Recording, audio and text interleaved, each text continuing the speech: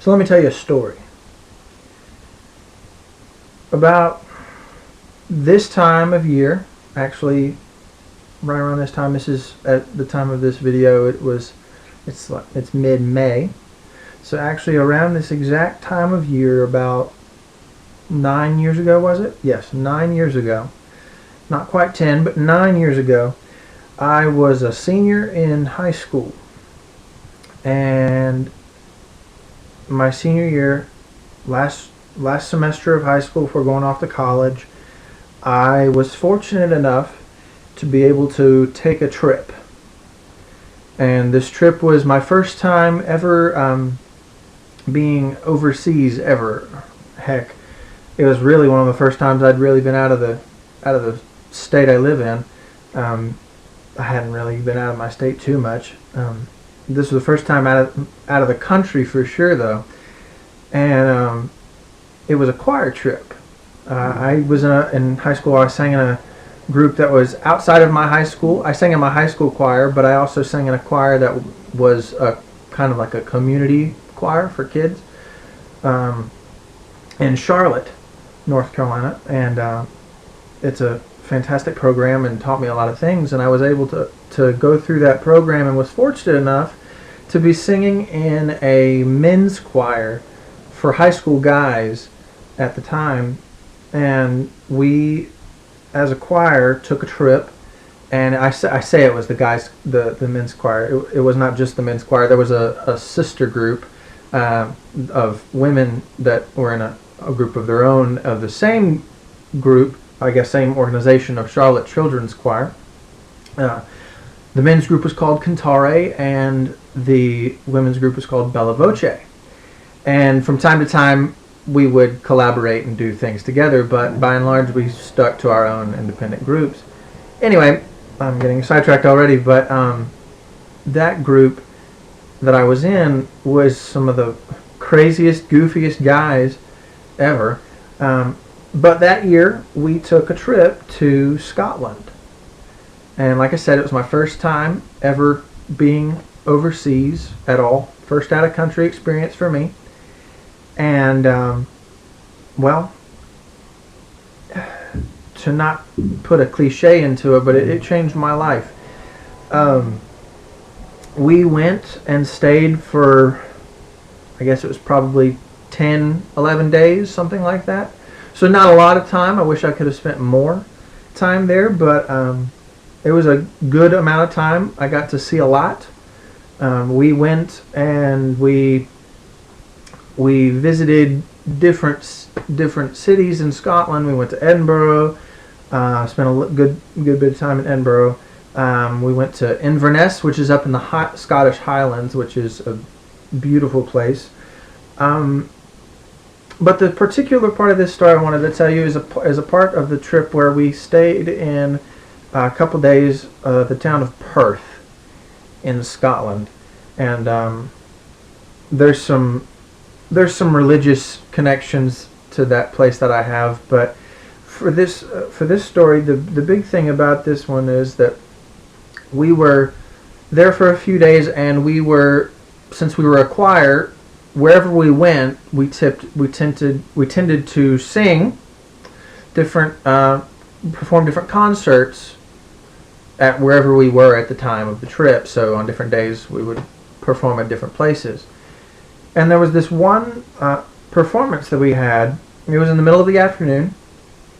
I remember that because the sun was not so low that it was casting sunlight through sideways, and the rays of light weren't going completely sideways, but they were at a good angle. So I would say it was probably about 3 or 4 o'clock in the afternoon ish. Now that's on me, and where I'm from, I'm used to that being the time. Scotland, it's a little different. The days last longer there, so I couldn't tell you. It was probably in the evening, maybe 5 or 6, something like that. And we sang this concert, and my director of the choir, who's a great man by the name of now Dr. Kerry Cannon. When I knew him, he was just Mr. Cannon. Great guy. Miss him dearly. And he was our director, and he gave us a bunch of different songs that we were going to sing for the concert, varying styles and genres and that sort of thing. And I remember that concert we sang, oh gosh, we sang some really great stuff, but just some off the top of my head that were really memorable. He gave us a great arrangement of James Taylor's "Gone to Carolina in My Mind," which was really a great thing for us since we were from North Carolina. It was a really good thing for us to be able to sing that song for folks that were not from where we were. And that was just, I mean, that's one song, but there was one part, and we did this for them specifically, them being the Scottish people. Our program had some traditional Scottish tunes in it. We learned them and we performed them, not nearly to the degree that the natives could do. I can guarantee that. I don't want to say that we were any better than native Scottish folk, because we're not. When it comes to their songs, we're definitely not. We're far behind. But we did our best.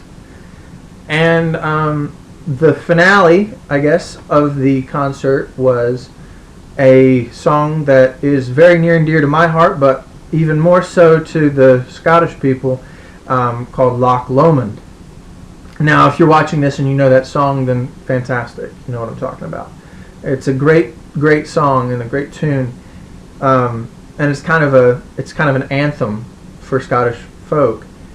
And when we sang that song, it was a great song. I had a lot of fun with it. It was probably one of my favorites on the program. That's why I remember it the most.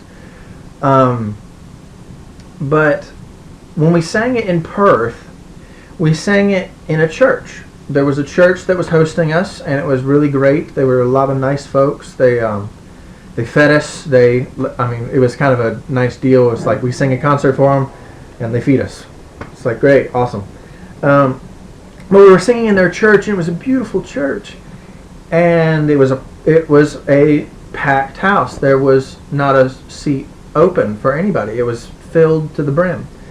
And we were singing, and we get to our last song, which was Loch Lomond. And we're singing it, and it starts really soft, and as it gets through the song, it gets a little bit louder and a little bit more intense and meaningful. I guess it's all meaningful, but it gets more dramatic as it goes on.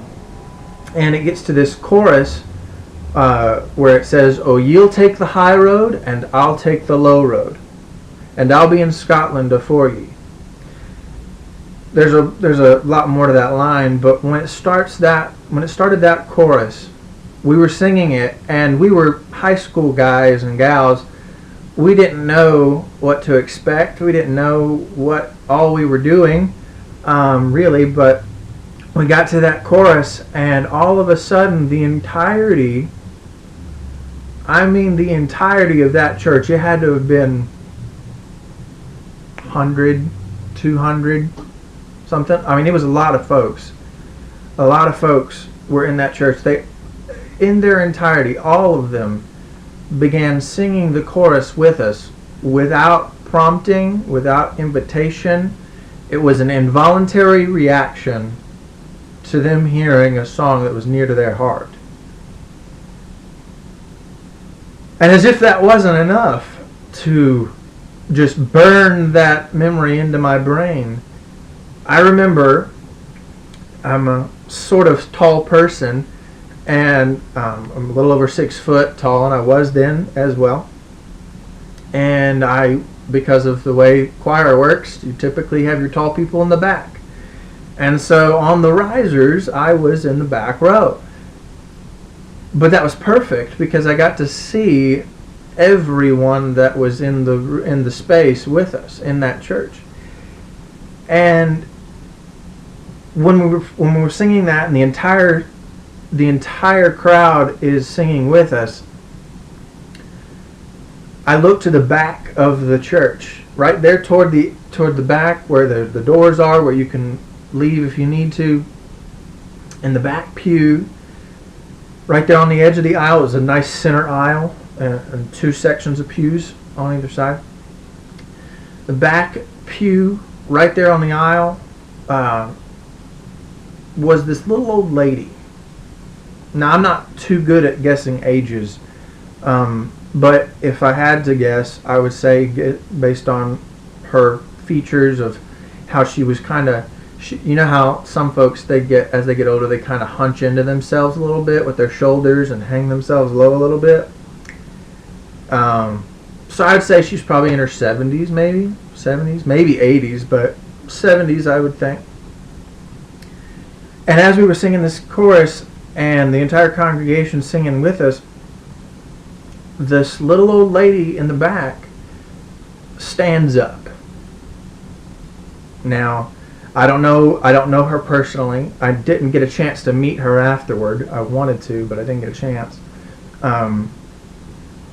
But she might have had some sort of ailment. I don't know. But when she stood up, you could tell that she had some sort of difficulty with that. Given age, she was struggling a little bit. But she pulled herself up and stood up in the back pew and was singing this chorus along with everybody else. And what got to me was that, one, the song had moved her so much that she took it upon herself, even though it was painful. She stood up to sing and be in that moment. It was clearly impactful and emotional, because as she's singing, I noticed that tears are just streaming down her face. And I'm watching her do this, and I can't help but start crying myself. And at the end of this, as the song gets closer and closer to the end, it just gets more and more enthusiastic, to the point where, as she's singing, she starts to take her fist and bang it in time with the music on the pew. And she started it, and the rest of the congregation took it upon themselves to do the same. And we were just enveloped in this sense of amazement, excitement, shock, wonder at what we were experiencing as high school teenagers. I myself had never experienced something to that magnitude. And all it took was some words from a song. It wasn't my song. It wasn't the lady in the back's song. It was, at that moment in time, it was our song. And we shared it. And we shared that moment. And having that experience, having been blessed with that experience, it changed my life to the point where it told me that music was important. It wasn't just something that makes you happy. It is that, for sure. But it's so much more than we can ever really describe. And I cannot remember, but it makes me think of this quote that I cannot remember the name of who said it. But it's totally true. That music speaks when words fail. And that right there, that message has led me on down a path in life that I wouldn't trade for anything. Music is central in my life, second only to God.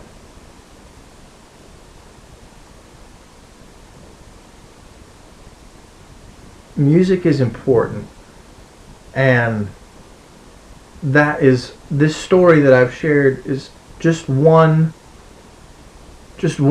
story I have in my life of how Music has touched me and impacted me in ways that nothing else can. And I tell you this story, whoever you are watching this video, I tell you this story in hopes that you will have that moment for yourself as well. Maybe the details are different, but I hope and pray that there will be a moment in your life, or moments if you're lucky, where music will give you this sense of awe and wonder that cannot be explained.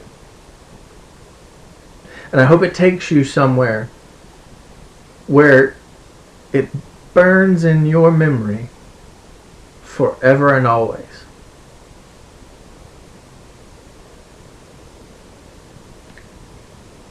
Because, I mean, man, it has for me.